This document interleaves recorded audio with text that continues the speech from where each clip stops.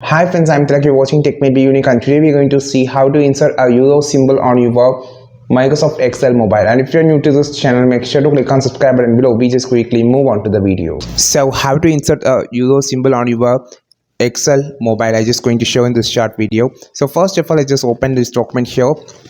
I'm just going to zoom in here and click any cell, and if you just need to click on the insert option, there is no insert symbol option present on the Excel mobile.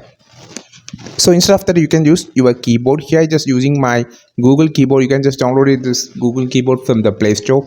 First of all, click on this number section, then you just long press on the dollar symbol. You can see this pop up. This is a hide and trick on the Google keyboard.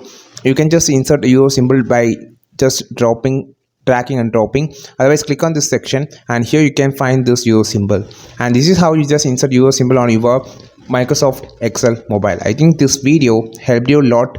Like this video, share this video, subscribe this channel. We will meet our next video with a super valuable Excel content. This is Tilak signing off from Tech Made Be Unique. Have a wonderful day.